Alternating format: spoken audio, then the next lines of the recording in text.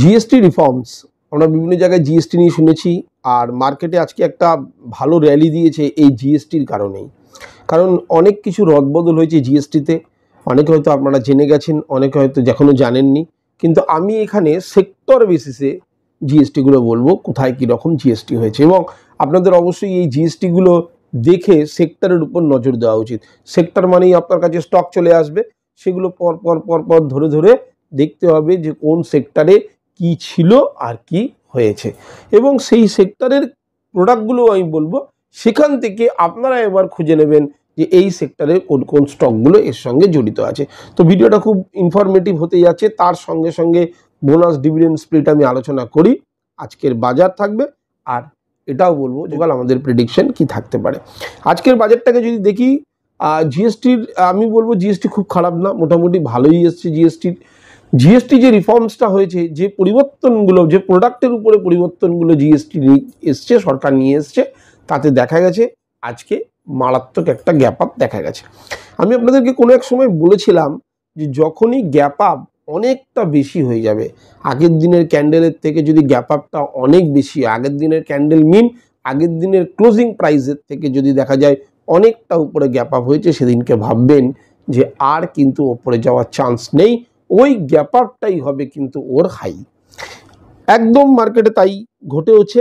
আজকের বাজারটাকে যদি দেখি, নিফটি 24,980-তে ওপেন হয়েছে, 24,980 ছিল হাই, আর উপরে যাওয়ার ছিল না, কারণ এতটা উপরে চলে গেছিল, প্রফিট বুকিং সঙ্গে সঙ্গে স্টার্ট হয়ে গেছিল, এবং লো করেছিল 24,708। সুতরাং এই ফর্মুলাটা যারা জানেন এবং যারা সঠিকভাবে স্টপ লসটাকে মেনটেন করতে পারেন, তারা আদতে কিন্তু এখান থেকে কিছু না কিছু তো করেছেন, এটুকু শিওর।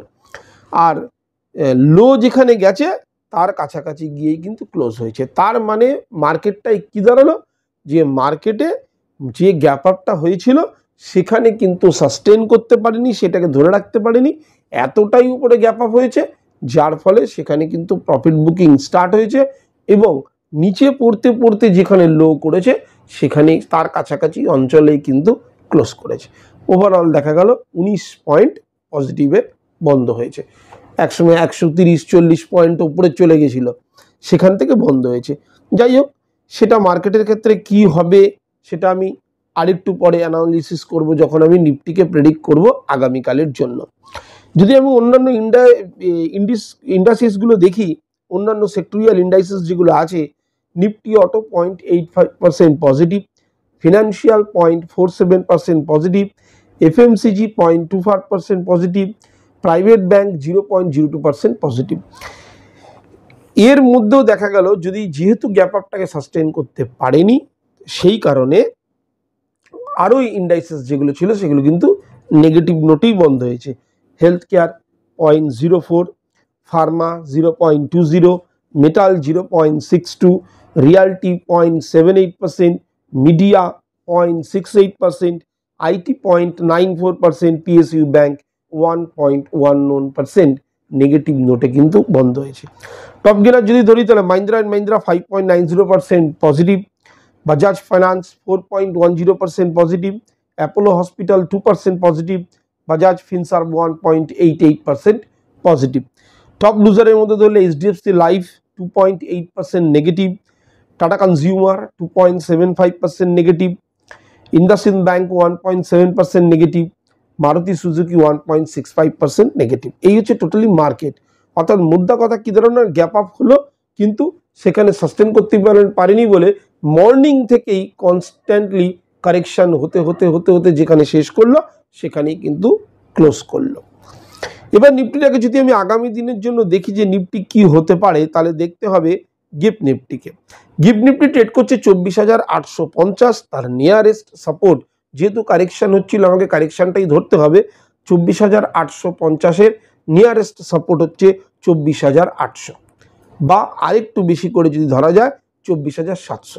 তার মানে কি হলো, নিফটি যতক্ষণ নিচে নেমে সাপোর্ট লেভেলের কাছে আসবে, খুব একটা বেশি পার্থক্য নেই। সুতরাং নিফটি যদি এই সাপোর্ট লেভেলটার কাছে আসে, তাহলে এখানটা কিন্তু সাস্টেন করবে না, কারণ এখানে যদি সাস্টেন করে ভেঙে চলে আসে নিচের দিকে, তাহলে আমার অন্য কিছু, কিন্তু এইখান থেকে ওপরে যাওয়ার চান্সটা আমার মনে হয় একটু বেশি থাকবে গিফট নিফটির ক্ষেত্রে। তাই গিফট নিফটি হিসাবে যদি দেখি তাহলে নিফটিকে একবার যদি অ্যানালিসিস করতে হয়, যেখান থেকে নিফটি এখন ট্রেড ক্লোজ করেছে তার নিচেই আছে 24,655 সাপোর্ট।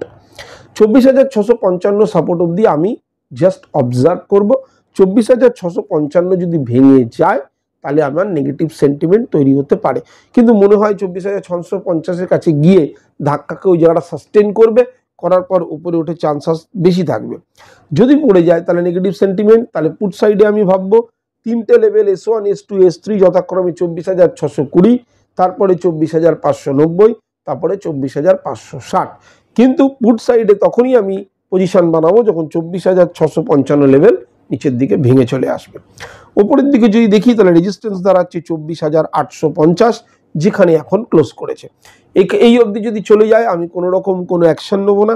যদি 24,850 ভেঙে যায় তাহলে আমার পজিটিভ সেন্টিমেন্ট আসবে, কল সাইডে আমি আমার পজিশন নিতে পারি। নেক্সট R1, R2, R3 আসতে পারে 24,890, 24,925 এবং 24,970। ওপেন ইন্টারেস্টটাকে যদি দেখা যায় তাহলে দেখা যাবে 24,800 লেভেলে এই স্ট্রাইকে কল সাইডে আছে 1,04,00,000, পুট সাইডে আছে 47 লক্ষ। তার মানে 24,800 লেভেলে যারা ইনভেস্টর মনে করছে, ট্রেডার মনে করছে যে মার্কেট কিন্তু এর ওপরে যাবে না 24,800।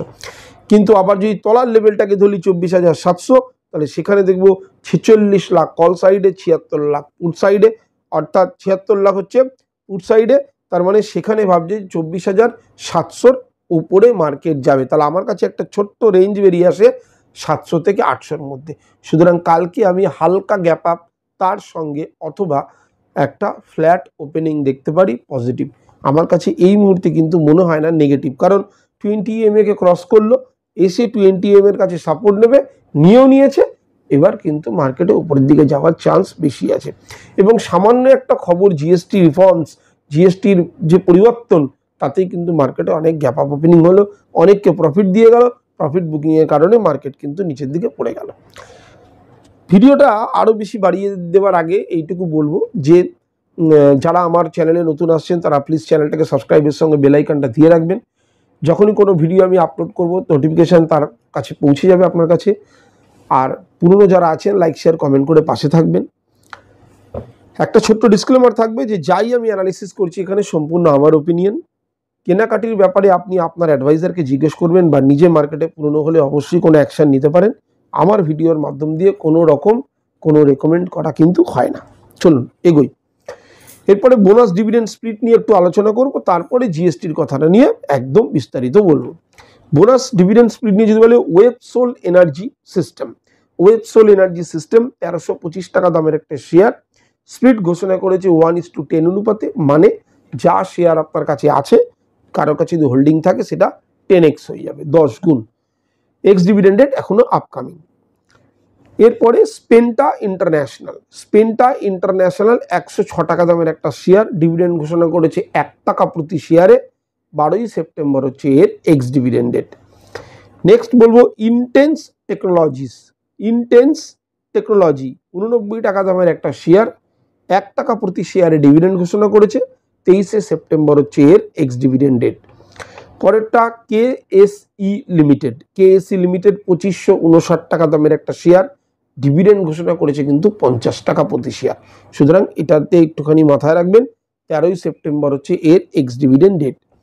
হ্যাম্পস বায়ো, HAMPS, হ্যাম্পস বায়ো 57 টাকা দামের একটা পেনি স্টক, বোনাস ইস্যু করেছে 1:1 অনুপাতে, অর্থাৎ একটা থাকলে একটা পাবেন, মানে যে কটা শেয়ার আপনার কাছে হোল্ডিংয়ে থাকবে সেটা কিন্তু ডবল হয়ে যাবে।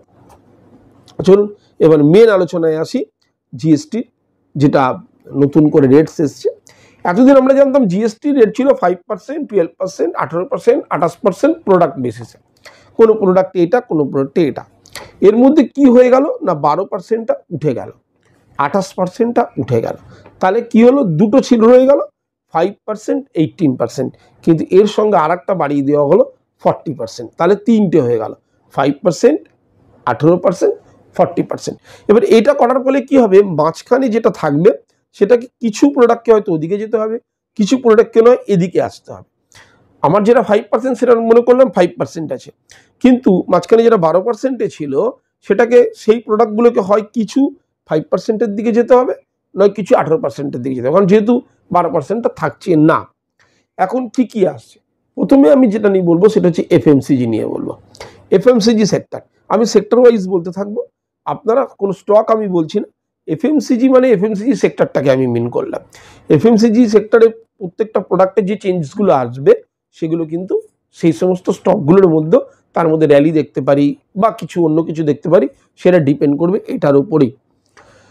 এফএমসিজি সেক্টরে hair oil, shampoo, toothpaste, toilet soap, toothbrushes, shaving cream সব 18% ছিল, কনভার্ট হলো 5%, অর্থাৎ 18% থেকে 5%। এটা এফএমসিজির ক্ষেত্রে অবশ্যই ভালো, এইগুলো মাথায় রাখবে। বাটার, ঘি, চিজ আর যেসব আছে প্রিপ্যাক নমকিন, ভুজিয়া, মিক্সচার 12% ছিল, চলে গেল 5%-এ। তার মানে দেখা যাচ্ছে যতগুলো ছিল এফএমসিজিতে সব 5%। Utensils, feeding bottle, napkin, clinical diapers, সেলাই মেশিন, তার পার্টস, এই সমস্ত 12% ছিল, চলে গেল 5%-এ। তাহলে এফএমসিজি সেক্টরটাকে যদি আমি দেখি তাহলে কিন্তু দেখব 12%-এ যেটা ছিল সেটা 18-র দিকে গেল না, কোথায় এলো? 5%-এর দিকে এলো। তাহলে এফএমসিজি সেক্টরের ক্ষেত্রে কি হলো? ভালো হলো। নেক্সট আমি যদি বলি হেলথ কেয়ার, আমি এর আগে একটা ভিডিও বানিয়েছিলাম যে সেখানে কথাবার্তা করা চলছে যে সরকার চিন্তা করছে যে ইন্স্যুরেন্স সেক্টরে নীল করে দেওয়ার, অর্থাৎ কোনো রকম জিএসটি না রাখার। তাতে কি হয়, ওই একটা বলেছিলাম যে ইনপুট ট্যাক্স ক্রেডিট বলে একটা ব্যাপার থাকে, যে যখন কোনো বিজনেসম্যান কোনো জিনিসকে তৈরি করে, সে যে র মেটেরিয়াল কেনে সেইখানে তাকে হয়তো জিএসটি পে করতে হয়েছে, কিন্তু দেখা যাচ্ছে তারপরে গিয়ে জিএসটি সে যখন ক্লেম করছে তখন ওইটা মাইনাস হয়ে গিয়ে পে করতে হচ্ছে। কিন্তু এখানে যদি নীল করে দেওয়া হয় তাহলে তারা যেগুলো ইউজ করে, যারা ইন্স্যুরেন্সের ধরুন কোনো পেপার কাগজপত্রের ব্যাপার থাকতে পারে, কোনো সফটওয়্যার ইউজ করছে, কোনো আইটি সফটওয়্যার ইউজ করছে, সেই সমস্ত জিনিসগুলো যা যা থাকছে সেগুলো কিন্তু তাকে কিন্তু একটা ট্যাক্স পে করতে হচ্ছে, যেটাকে বলা হয় ইনপুট ট্যাক্স ক্রেডিট। তো সেইটা এইখানে মাইনাস করার ব্যাপারটা কী হবে সেটা পরের বিষয়। তো হেলথ কেয়ারে দেখা যাচ্ছে individual health and life insurance কিন্তু 18% ছিল, সেটা হয়ে গেল নীল, সেখানে আর কিছু থাকছে না, নীল হয়ে গেল। থার্মোমিটার 18% ছিল, 5%-এ চলে গেল। মেডিকেল গ্রেড অক্সিজেন 12% ছিল, 5%-এ চলে গেল। এগুলো খুব ভালো জিনিস। অল ডায়াগনস্টিক কিটস অ্যান্ড গ্লুকোমিটার্স 12% ছিল, 5%-এ চলে গেল। ক্যান্সার রিলেটেড যত মেডিসিন ছিল সেগুলো সব নীল হয়ে গেল। সুতরাং হেলথ কেয়ারের পক্ষেও কিন্তু বেটার। এরপরে আমি আসবো এডুকেশনাল সেক্টর, যেখানে এডুকেশনাল সেক্টরকে নিয়ে বহুদিন ধরে তারা ক্লেম করছিল যে এই যে ছেলেমেয়েরা পড়াশোনা করে তাদের যে জিনিসপত্রগুলো লাগে সেগুলোর মধ্যে আবার জিএসটি কিসের। তো এডুকেশনাল সেক্টরে maps, chart, Globes, pencil, sharpener, খাতা, ইরেজার সব ছিল 12%, চলে গেল নীল। অর্থাৎ কোনো এডুকেশনাল সেক্টরের এই সমস্ত জিনিসে কোনো জিএসটি পে কিন্তু করতে হবে না। এরপরে আমি আসবো এগ্রিকালচার, খুব ইম্পর্টেন্ট একটা জিনিস এগ্রিকালচার।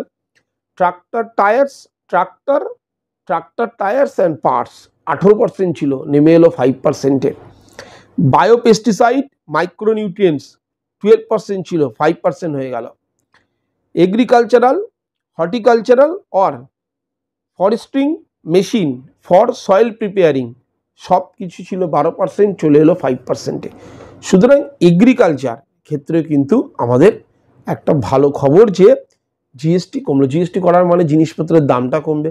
তো এই সমস্ত সেক্টরগুলো কিন্তু এগিয়ে যাওয়ার চান্স বেশি থাকে, এবং যার ফলেই দেখেছি আমরা যে কিভাবে জাম্প করলো আজকে মার্কেটটা। এবার আসবে খুব গুরুত্বপূর্ণ একটা জিনিস, automobile sector. Petrol, LPG, CNG এই ধরনের গাড়ি যেগুলো ব্যবহার করা হয় সেগুলোর ক্ষেত্রে ছিল 28%, চলে এলো 18%। কিন্তু এখানে একটা কন্ডিশন আছে। কন্ডিশনটা কি? 12 সিসির ওপরে যদি কোনো গাড়ি হয় সেটা কিন্তু 40%-এ চলে যাবে, এটা মাথায় রাখতে হবে। অর্থাৎ পেট্রোল, এলপিজি, সিএনজি টাইপের যেসব গাড়িগুলো আছে তারা কিন্তু 1200 সিসি 1200 সিসির মধ্যে থাকলে 28%-এর জিএসটি হয়ে গেল 18%। আদারওয়াইজ যদি বেশি হয় তাহলে সেটা ডাইরেক্ট চলে যাবে 40%-এ। ডিজেল জাতীয় যা কার্স আছে, ডিজেল 1500 সিসি পর্যন্ত 28% যেটা ছিল সেটা হয়ে গেল 18%, বাকি কিন্তু ওপরে হলে সেটা হয়ে যাবে 40%, এটা মাথায় রাখবে।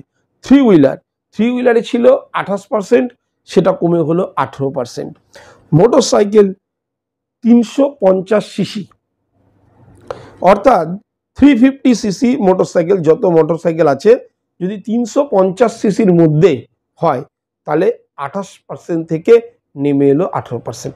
সুতরাং যারা মোটরসাইকেল কিনতে যাচ্ছেন এবং 350 সিসি বা তার নিচে কিনবেন তাহলে কিন্তু আপনাদের জিএসটি অনেক কম লাগতে চলেছে।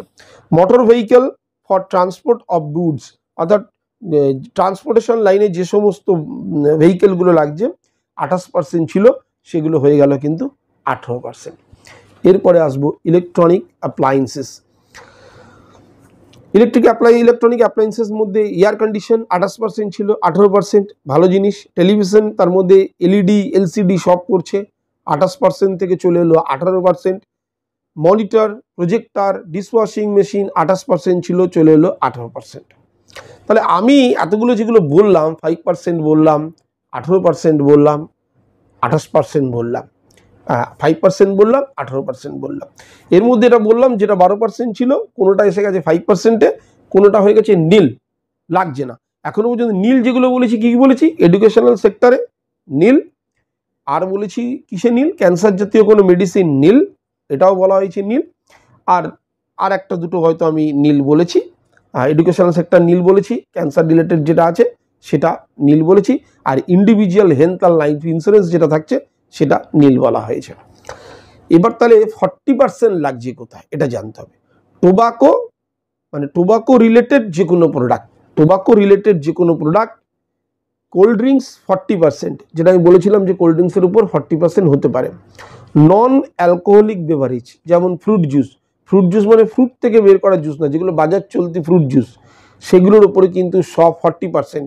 এছাড়া কি বলেছি? মোটরসাইকেল যদি 350 সিসির ওপরে হয় 40%, লাক্সারি কোনো কার যদি হয় যেটা 1200 সিসির ওপরে হবে সেক্ষেত্রে কিন্তু 40%, 1500 সিসির ওপরে যদি হয় তাহলে কিন্তু 40%।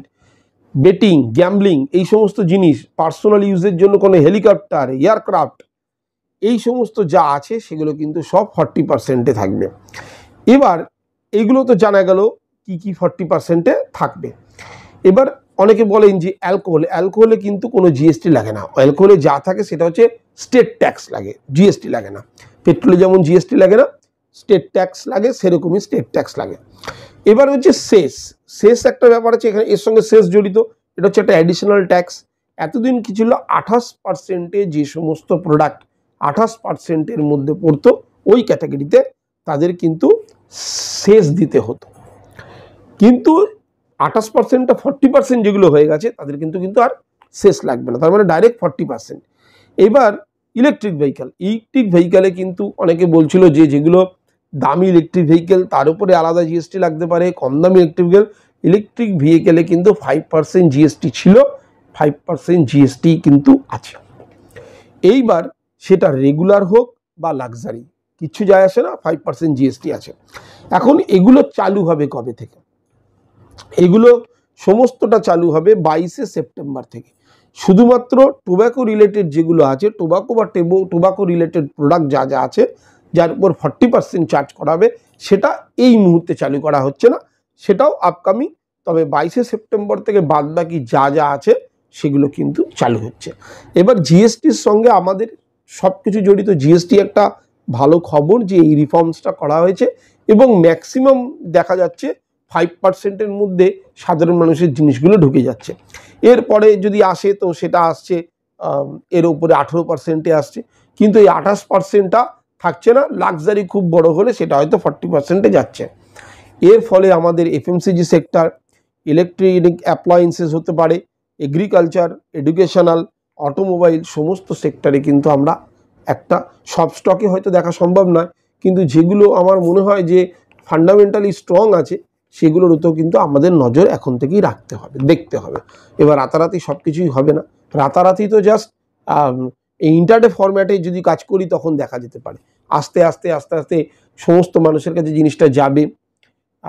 সেখানে স্মার্ট ইনভেস্টাররা একভাবে কাজ করে, সাধারণ ইনভেস্টাররা একভাবে কাজ করে, তাদের ভিউ অন্যরকম, যে মার্কেট এখন কোন জায়গায় দাঁড়িয়ে আছে, এই অবস্থায় দাঁড়িয়ে এরকম একটা নিউজ সেটা কতটা ইম্প্যাক্ট ফেলবে, অনেক কটা ফ্যাক্টর এখানে কাজ করে। সুতরাং যখনই কোনো না কোনো, আমি তো এগুলো সব সেক্টর হিসাবে বলে দিলাম, যখন কোনো না কোনো পার্টিকুলার কোনো স্টকসে আপনারা অ্যাকশন নেবেন, তখন কিন্তু একটুখানি ধীর স্থির এবং সঠিক নলেজের সঙ্গেই অ্যাকশন নেওয়া কিন্তু ভালো। মোটামুটি ওভারঅল যদি বলা যায় তাহলে জিএসটি রিফর্মস যেটা ছিল, জিএসটির মধ্যে যে পরিবর্তনটা হয়েছে সেটা কিন্তু আশানুরূপ এবং খুব একটা খারাপ না, আমি বলবো ভালো। এবার লাক্সারি যেসব কার ফারগুলো আছে, বড় বড় জিনিস লাক্সারি, সেগুলোতে যাদের পার্সোনাল ইউজের এয়ারক্রাফট হেলিকপ্টার আছে, তার কাছে কোনো 40%টাও কোনো ম্যাটার করে না, তারা এগুলো অনায়াসেই পে করতে পারে। যাই হোক, আজকের জন্য এতটুকুই। আবার দেখা হবে আপনাদের সঙ্গে ঠিক আগামীকাল এই টাইমে। তবুও বলে রাখছি, যারা আমার চ্যানেলে নতুন আসছেন তারা প্লিজ চ্যানেলটাকে সাবস্ক্রাইবের সঙ্গে বেল আইকনটা দিয়ে রাখবেন, যাতে কোনো ভিডিও মিস না হয়। পুরোনোরা লাইক শেয়ার কমেন্ট করে পাশে থাকবেন। আর যারা ডেসক্রিপশন বক্স থেকে হোয়াটসঅ্যাপ নম্বরে হাই লিখে পাঠাবেন, আমি তাদেরকে লিঙ্কটা দিয়ে দেবো, সেখান থেকে টেলিগ্রাম চ্যানেলে আমার সঙ্গে সরাসরি যুক্ত হতে পারবেন। পুরো ভিডিও দেখার জন্য অসংখ্য ধন্যবাদ। নমস্কার।